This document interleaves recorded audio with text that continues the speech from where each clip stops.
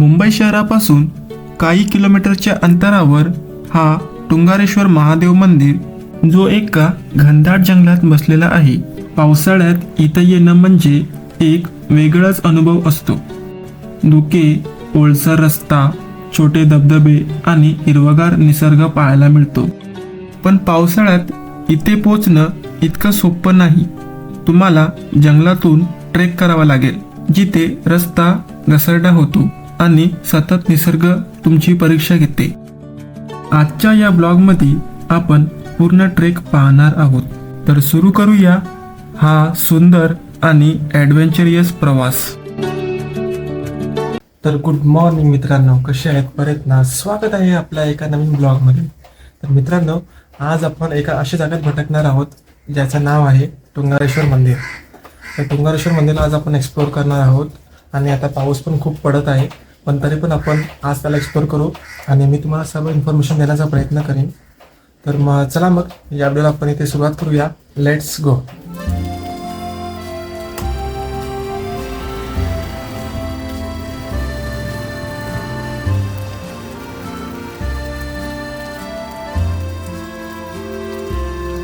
आज सकाळपासून पाऊस, आता पाऊस थोडा शांत झालाय, नंतर परत पाऊस पडणार. तुंगारेश्वर मंदिरला जाण्यासाठी आपल्याकडे 2 मार्ग आहेत. पहिला मार्ग मुंबई अहमदाबाद नॅशनल हायवेला जोडणारा रस्ता हा थेट तुंगारेश्वर मंदिराकडे जातो. समोर डोंगर आहे ना, तिकडे तुंगारेश्वर मंदिर आहे. आणि दुसरा मार्ग वसई स्टेशन पासून अगदी 9 किलोमीटरच्या अंतरावर असलेला हा तुंगारेश्वर मंदिर, याला आपण लोकल ट्रान्सपोर्टने पण व्हिजिट करू शकतो. बस किंवा ऑटो अवेलेबल असतात वसई स्टेशनला.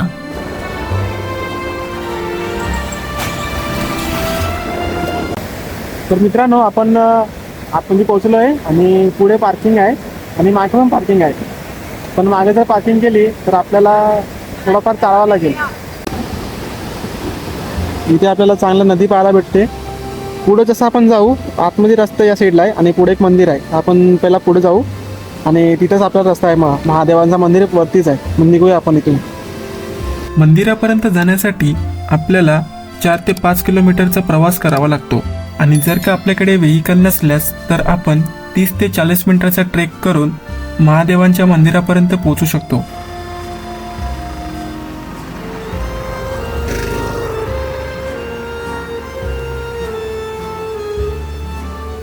तर मित्रांनो, इथे आपल्याला सूचना दिलेली आहे. या सूचना वाचून आपण इथून सरळ जायचं आतमध्ये.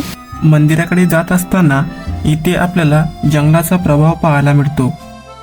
नदी, रस्ते आणि हिरवेगार झाडे आपल्याला पाहायला मिळतात.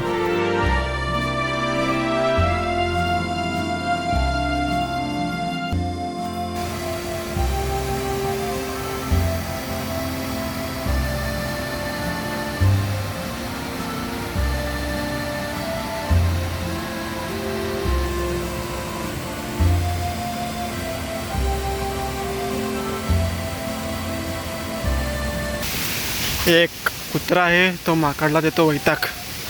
हे बघा, माकड वरती बसलाय आणि कुत्रा खाली आहे. तो बघा समोर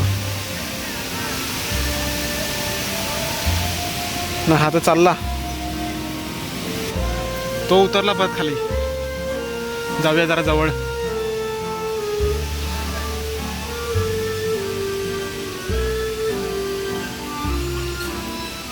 होय,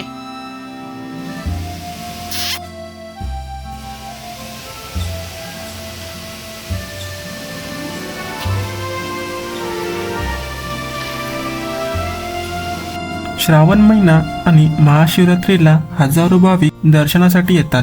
मंदिराभोवतीचा निसर्ग आणि शांत वातावरण हे या ठिकाणाचे मोठे वैशिष्ट्य आहे.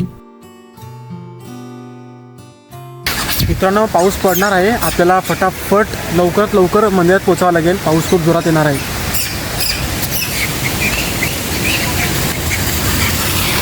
निघूया आपण. पाऊस खूप जोरात पडत आहे. 20 मिनिटाचा प्रवास करून आपण येऊन पोचतो मंदिराच्या पार्किंग जवळ. आपण आपली गाडी पार्क करून मंदिराजवळ जातो. तर आपण गाडी पाठीमागे पार्क लावलेली आहे हेल्मेट घेतलं जोडीला, कारण की डिक्कीत ते हेल्मेट बसत नाही आणि हेल्मेट पण नवीनच आहे. पटकन गायब बियब झाला तर याची भीती आहे. आणि धुक्का पण पूर्ण चार बाजूला धुक्का झाला आहे. आता आपण जाऊया पुढे, मग दाखवतो बघा किती झाला आहे धुक्का. आणि सीन पण एक नंबर आहे या साईडला.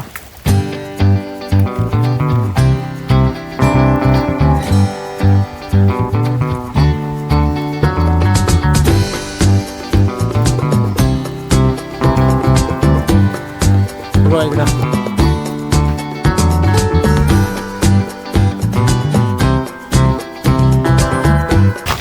थोडी चढाई केल्यानंतर ना मंदिर थोडंच पुढे आहे, तिथे आपल्याला मंदिर बघायला भेटेल. तुम्हाला मी इथं जरा नेचर दाखवतो. पावसाळ्यात तिकडचं नेचर एक नंबर. मी पण तुम्हाला प्रेफर करेन का पावसाळ्यातच या तुंगारेश्वरला, एक नंबर आहे बघायला. आणि खाली तर धरणा पण आहे, दाखवतो तुम्हाला. हे बघा समोर, आणि इथं मस्त हिरवगार आहे, सगळं धुक्याने पुरं ढाकलं आहे.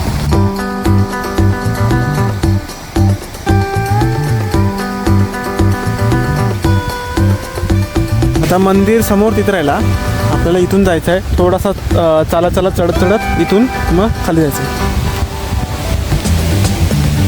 तुंगारेश्वर पर्वताची उंची समुद्री सपाटीपासून 600 ते 700 मीटरावर आहे. ट्रेक इझी असलेल्या कारण चालत जाताना काही थकवा वाटत नाही, पण तरीही ट्रेक करत असताना 1 लिटरचे पाणी असणे गरजेचं आहे. पावसाचं प्रमाण खूप वाढलेलं आहे. नुसता पाऊसच पडतो, एवढा पाऊस आहे ना, डोका बिका सगळा भिजला आहे. काय माहिती सर्दी ताप येते का नाही आता. तर मला भिजाची सवय आहे, मी भिजतो, मला काय होतच नाही आणि आता पण काय होणार नाही. मंदिराकडे जात असताना बाजूला आपल्याला दुकाने पाहायला मिळतात. जर आपल्याला भूक लागली तर आपण खायला घेऊन शकतो. तर समोर एंट्री गेट आहे. एंट्री गेट पार केल्यानंतर आपण मंदिराजवळ पोचू. मंदिराकडे जात असताना आपल्याला भगवान शिवांची मोठी मूर्ती पाहायला मिळते. मागे बघा महादेवांची मूर्ती.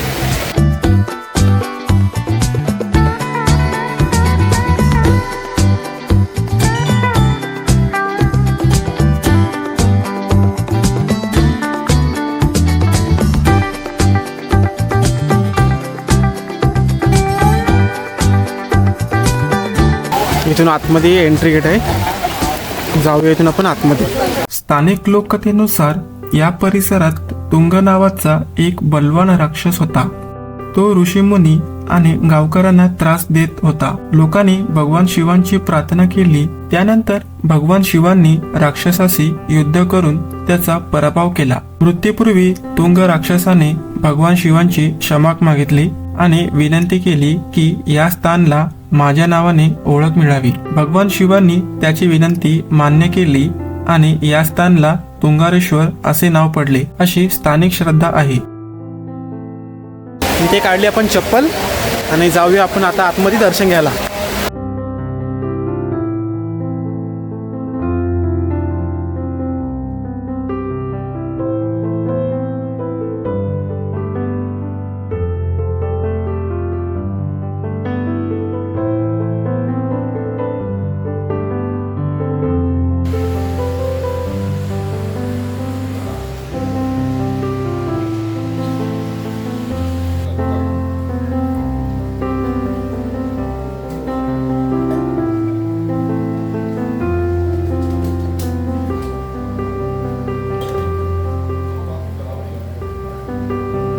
तर दर्शन घेऊन झालेलं आहे. आता आपला दर्शन घेतलं आहे. आता आपण जाऊया वॉटरफॉल बघायला. इथेच वॉटरफॉल आहे समोरासमोर. मंदिरावर महादेवांचं दर्शन घेतल्यानंतर आपण निघालो वरच्या बाजूला. तिथे आपल्याला नवीन व्यक्तीची भेट झाली. खेकडा.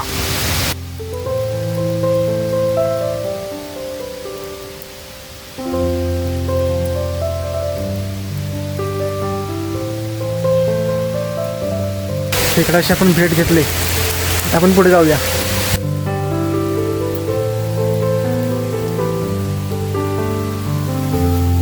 समोर एक मंदिर आहे.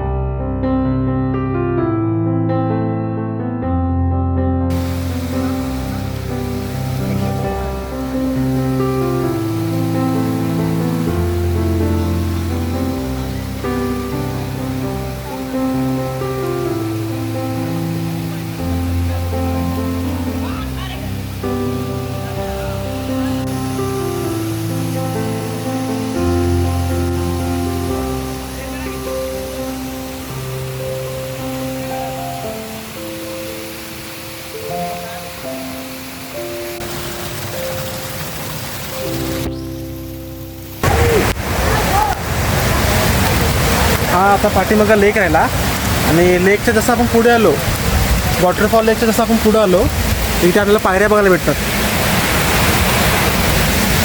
तर या पायऱ्या थेट सदानंद बाबाच्या महाराजच्या मंदिराकडे जातो. तर हे इथून खूप लांब आहे, जवळपास इथून जर का तुम्ही गेला चालत आणि ते पण रस्ता व्यवस्थित नाही आहे, थोडा कच्चा आहे, दगडांचा रस्ता आहे आणि आपल्याकडं चप्पल पण नाही आहे म्हणून आपण जाऊ शकत नाही आहे. जवळपास 6 किलोमीटरचा इथून रस्ता आहे सदानंद बाबाच्या महाराजच्या आश्रमकडे. आपण इथून गेलो असतो पण आपण चप्पल पण घातलेली नाही आहे आणि आपल्याला परत निघावं लागेल कारण की खूप टाईम पण झालेला आहे.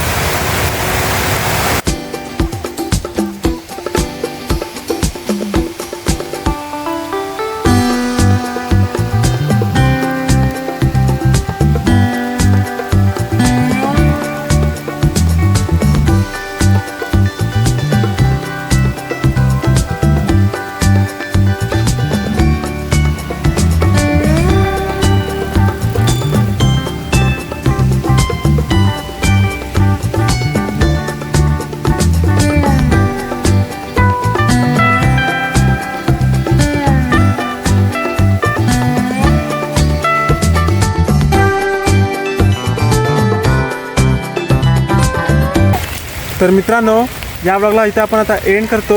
आय होप की हा ब्लॉग तुम्हाला खूप आवडला असेल. जर का हा व्हिडिओ तुम्हाला आवडला असेल तर या व्हिडिओला लाईक करा, चॅनलला सबस्क्राईब करा. भेटूया पुढच्या ब्लॉगमध्ये, तोपर्यंत बाय बाय.